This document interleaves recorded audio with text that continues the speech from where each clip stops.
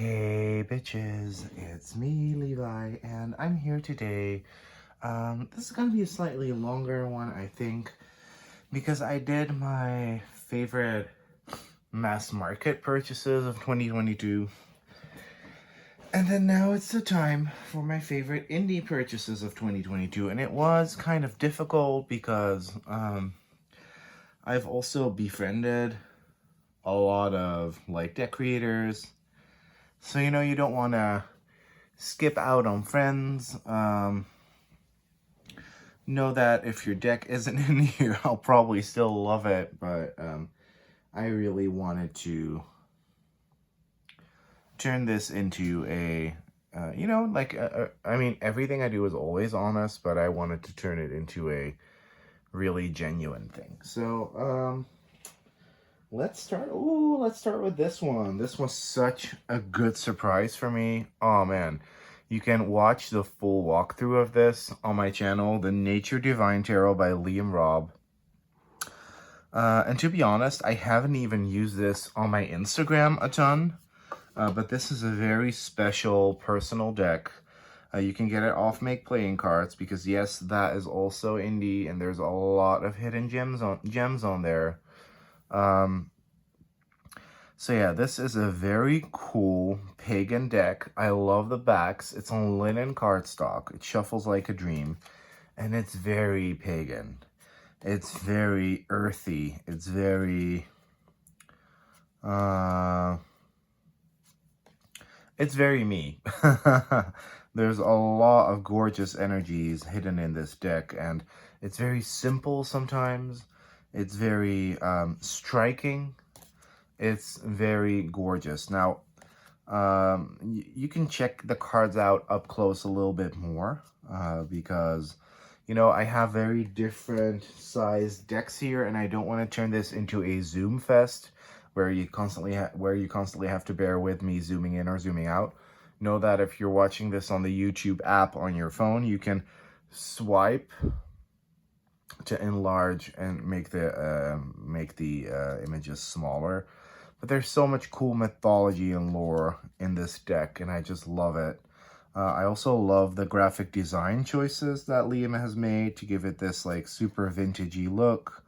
And it doesn't come with a guidebook. I don't need that per se, but there is probably a ton of really interesting stories to tell. I heard he was working on a digital one. I think need to catch up with them a little bit. But this is just an amazing deck. I just love it. It's all very earthy. I love this moon. It's just stunning. It's a really stunning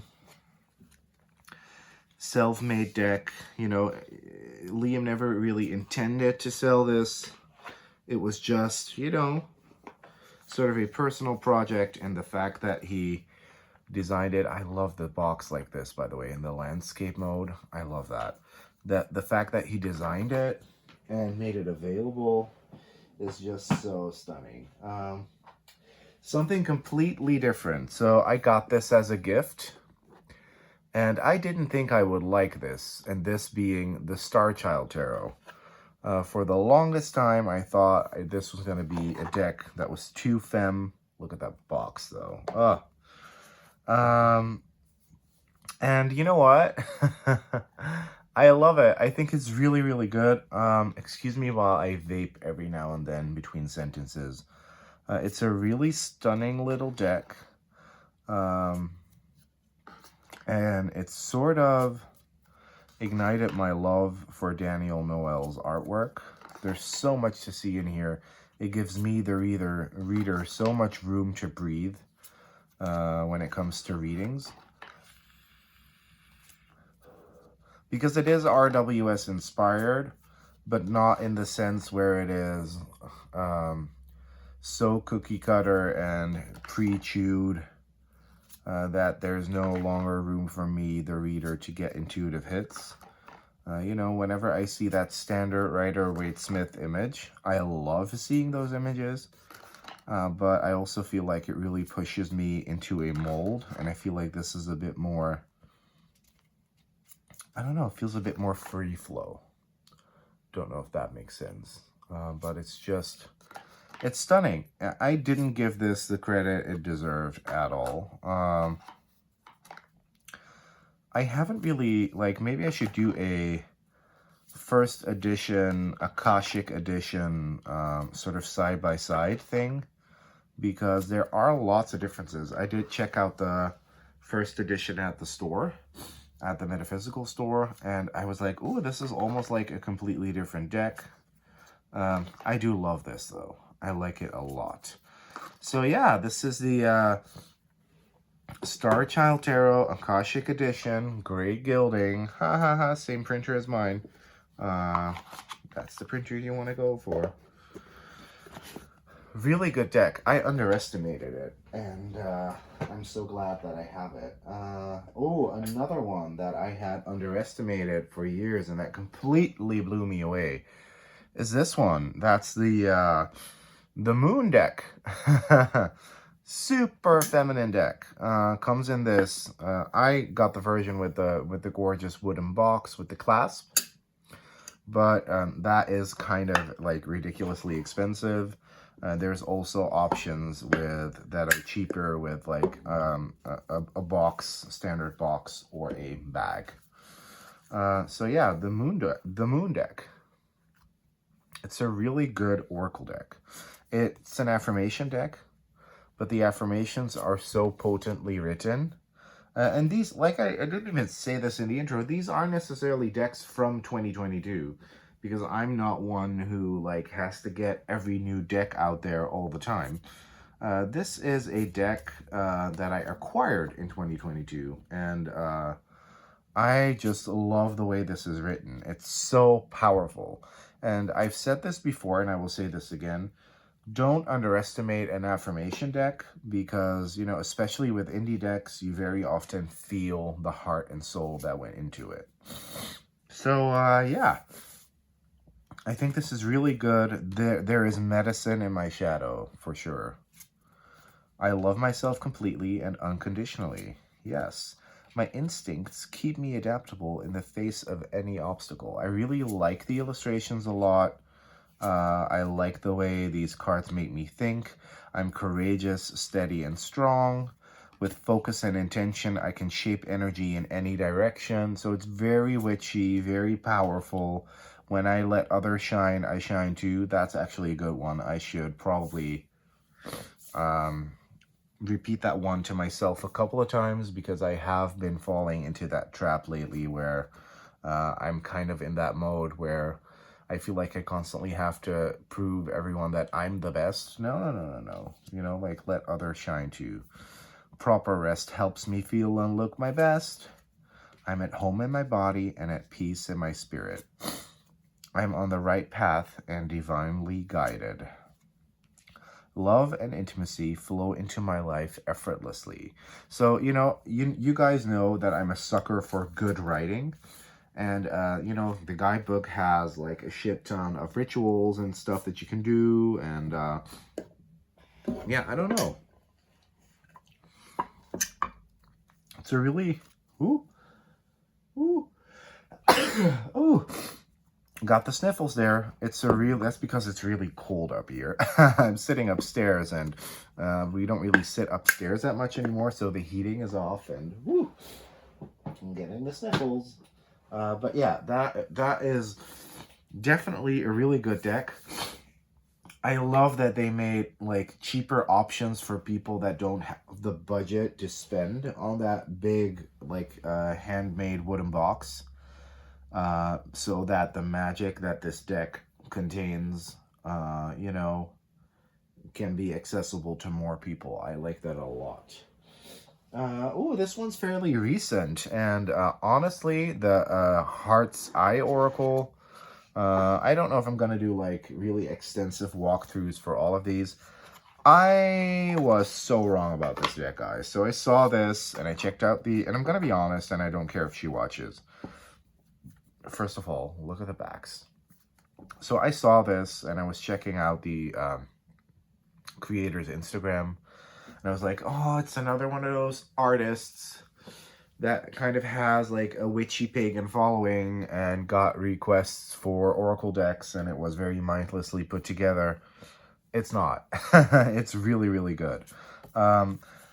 This is funny because this deck is on really thin cardstock. It's on thin 300 GSM cardstock, which is really thin for an Oracle sized deck, but it shuffles really good. And you know, some printers, because 300 GSM is actually like casino grade, which is really expensive actually. So a lot of people, when they see 300 GSM, they think, oh, that's thin, that's not good. It's actually really good. It's meant to be used, worked with, and it's meant to hold up.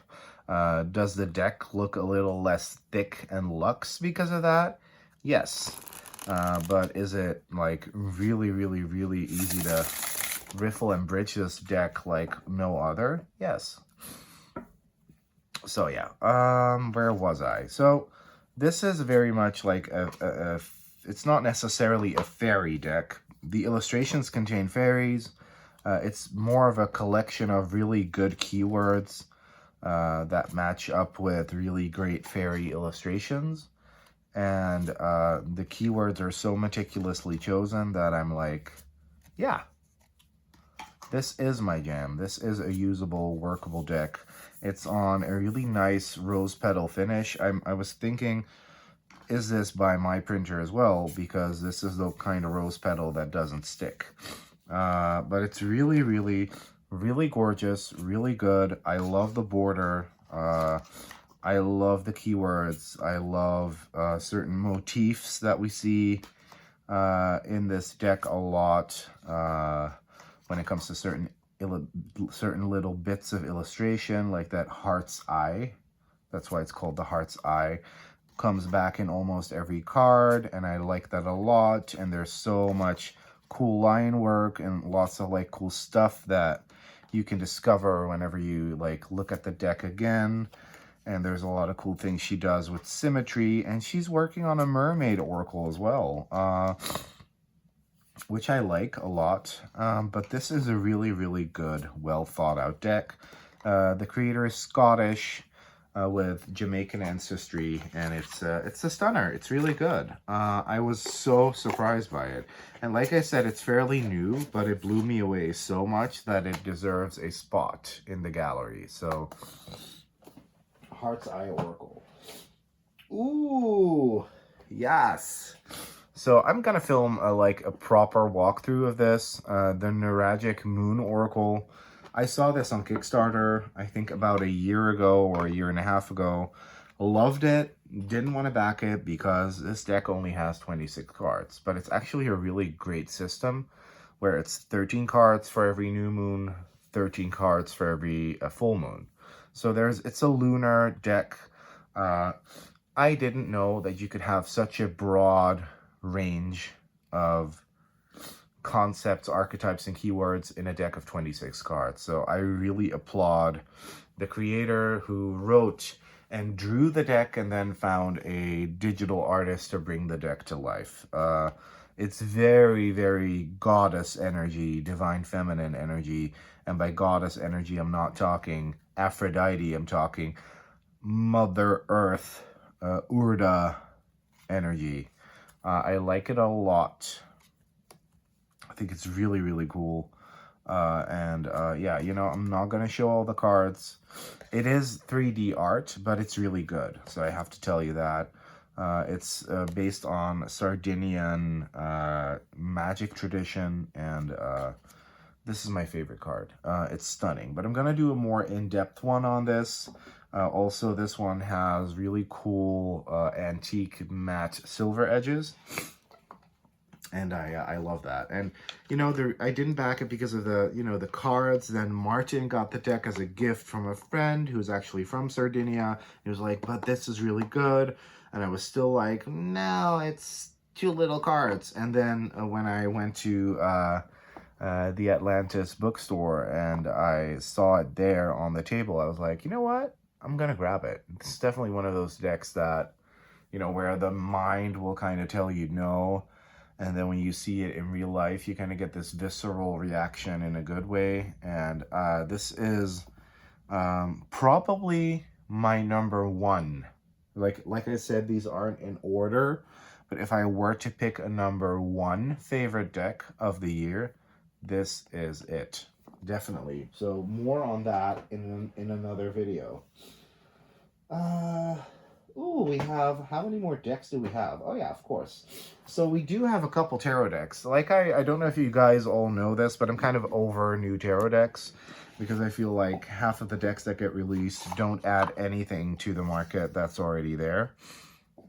I've had it, y'all. However, this was a really kind gift of Rachel, and it's stunning. It's a stunning deck. It's the Wandering Moon Jarrow, but it is the, I forget the name of this edition. It's the Midnight Sky edition. And I started following Rachel from her very first card design. When she was still like in the stages of, look at that hollow, guys. When she was still very much in the beginning stages of designing her deck, and I was like, wow, this is great because I love line work, I love stippling, it's really, really good. And then she was like, you know, like, you want this deck? You want to have it? And I was like, yeah, I would love to have it. It's very minimalist. I love it. It makes it, to me, in this version, the deck really comes to life. Also, there's a Wandering Echo Majors Only deck. That is the best Majors Only deck I've ever seen because of the guidebook that comes with it. But yeah, this is really good, simple. Sometimes I get thrown off by the renaming of the suits.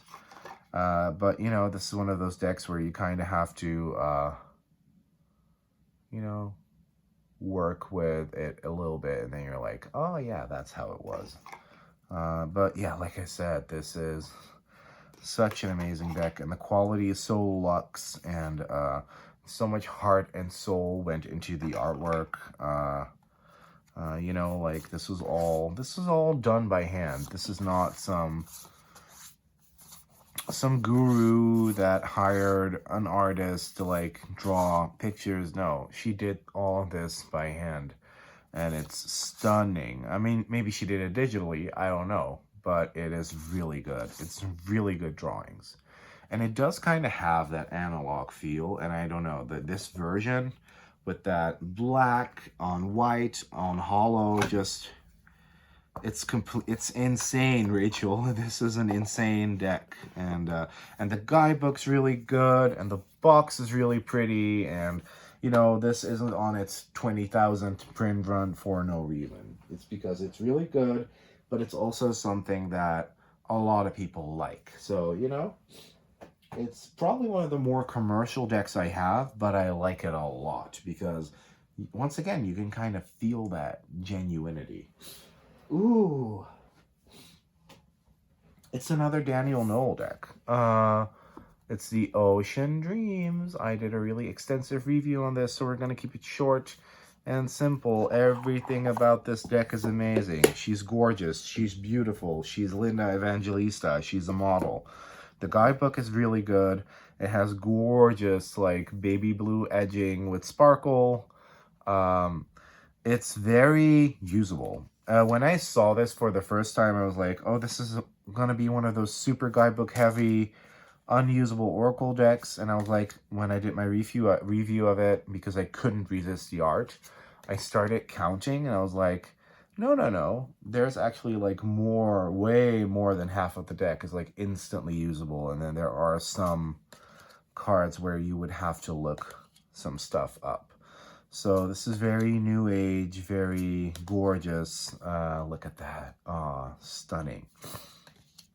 It's really good. It's a really good deck. I really like it. This is one of the few decks ever where the guidebook really adds to the experience. Where you could use it without a guidebook, but taking your time to sit, open up the deck, shuffle your cards, do your interpretations yourself, maybe then take some time to read the guidebook entry. it's so good. Like, there's so much great information in here. So yeah, I did a really good long walkthrough of this deck, and I love it. And it's probably one of my favorite. Like, I have the special relationship with the element of water, and this is probably one of my favorite water decks I own. Like, it's really deep, it's really good. There's a lot in here. I love the format, I love the cardstock, I love the box. Danielle Noel has more up her sleeve than just pretty art. She's a really, really good author. And yeah, I mean, look at this. Look at this back. Oh, she's so good. Her graphic design, her writing, her art, everything is on point. Oh, this deck is really special too. This is one of my personal favorites. The Walking Meditation Tarot. This is the only tarot guidebook that I have read all the way through. Yeah. It has 2 guidebooks. And they're so good, honestly. This also has that baby blue edge, guys. Look at that. And really, really gorgeous backs. So my friend Danny of Astral Mermaid Art did this deck. Why is this box in the frame? It's not necessary.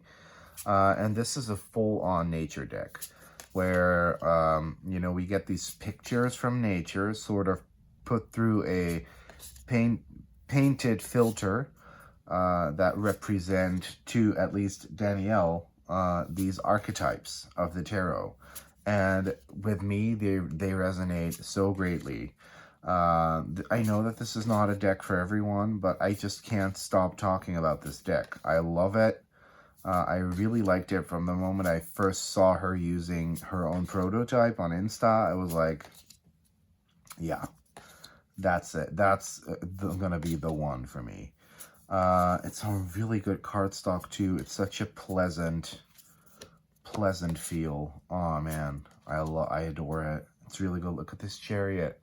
There's something about this deck, you guys, that I just adore. It's full of, once again, you can taste the integrity with this deck. And you know, Danielle is a friend, but even if she weren't, I would have had that same thing. And the thing with her decks is they are always so tactically pleasing to work with. I love this Empress. I don't know, all the seasons are in here, but it's such an autumnal, wintry deck to me. I don't know, I love it. I love decks where it feels like we're kind of in the card. And I have owned a couple of those. And this is my favorite one. Ain't no other one that I like better than this one. So yeah. So the four last one is this one. The Coastal Curiosities Oracle deck by Lennox Reese. Lennox is a bat bitch, y'all. Like, I love the way she vibes. First of all, the graphic design in the guidebook is so scrumptious and good. Man, I love that about her. Like, she's such a good graphic designer. This is very cool, vintagey looking. It kind of reminds me of my own journal right now, which I will be doing a video on later. This is on linen cardstock. The quality is really good. The keywords are interesting. They make you think. She has a knack for great keywords. She has a knack for great collage, mixing sometimes illustration with other type of illustration or even photo, it seems like sometimes, or, you know, like, I don't know how she does it exactly, but this is one of my favorites. This flashlight is so cool. The guidebook is really interesting. It's really, really good. A really good deck. A really good usable Oracle deck with an aesthetic that I don't have that much of in decks. But I really like working in this aesthetic myself as well. Not necessarily for decks, but more for journaling. I seek out these vintage looking illustrations to put in there. Yeah, you won't see a whole lot of live, laugh, love wooden signs in my, or trendy fonts in my journal. It's very vintagey. So I love it. I think it's a really, really good deck. And yeah, I kind of want to pull a card from it now. Like now that we're here anyways, let's pull a little card for myself and all of us watching at any place, any point in time. It's like this linen cardstock shuffles so well. That's sometimes also so funny with tarot people, tarot product consumers. They're like, I don't like linen because it's really thin. Once again, these are made this thin because they're meant to be used, shuffled, work with. They're meant to be flexible. You will never get a bow in a proper linen cardstock deck. So we're not talking, well, I'm not going to name names. Anyways, card for everyone. Ooh, this is a cool one. Gradual. Gradual. So we're gradually going somewhere, gradually taking our time. I don't know. This doesn't trigger my intuition straight away, this word. Oh yeah, cautious, might, study, thoughtful decisions and actions. Slow, taking your time. Okay. I like that a lot. I like that a lot. Yeah, that is definitely a message that I need to kind of hone into, because I am not doing that. I'm taking things way too quickly, and I need to allow myself, you know, I was sitting downstairs watching a TV show, binging it kind of with my husband, and I was like, oh no, I gotta film, I gotta be productive, I gotta do something. And then I love doing this, but I'm definitely going back downstairs to enjoy the rest of my evening with him, because I'm on break. I have 2 weeks off, so that's amazing. So I'm gonna have more than enough time to film other things. Yeah, and the last one I feel kind of like bitchy about including, but it's going to have to be my own deck. Never in my life would I have considered the possibility of running a Kickstarter for something that I drew and having it become a realized, complete, and fulfillable product in a quality that I'd always dreamed of. And yeah, so of course, this is one of my favorite purchases of the year. I love the way the box looks. Robin Voisey, creator of the Glow Oracle and Tarot One, has helped me a lot with that. I love the way the guidebook looks. I did all of this myself, all of the graphic design and formatting of it, and that was a big learning process. But I love the way that turned out. I learned a lot of lessons. But this is, you know, when I got my first indie Oracle deck and indie Tarot deck, I remember that was the Threads of Fate Oracle Shadow Edition and the Luminous Void Tarot. And I felt that rose petal cardstock for the first time. And I saw those antique matte gold edges for the first time. And I was like, that set the bar high for me. I think I did a really good job at creating a very accessible Oracle system that is very deep still, that has depth. I love the way it looks. I love the backs. The back design is basically like probably one of my favorite things about the deck. I love the way the moon phases look, and I love seeing the looks on people's faces whenever they open a copy. That really warms my heart. I love the vibrancy of it. I love the softness of it. I saw some people commenting like, oh, this deck doesn't really feel that masculine because there's a lot of like pastel colors. And I was like, no, obviously I didn't respond because I think that's tacky, but it's like, wow, we have a lot of work to do considering what it is that we consider masculine and what it is that we consider feminine, if you get my drift. But yeah, like, yeah, I'm a little bit of a troll, but of course we're going to create a deck centered around masculine deities and spirit guides. and all the animals and tools that come with them and seasons. And obviously, we're going to have them all look very pastel and pink because we're challenging. We're challenging what masculinity is.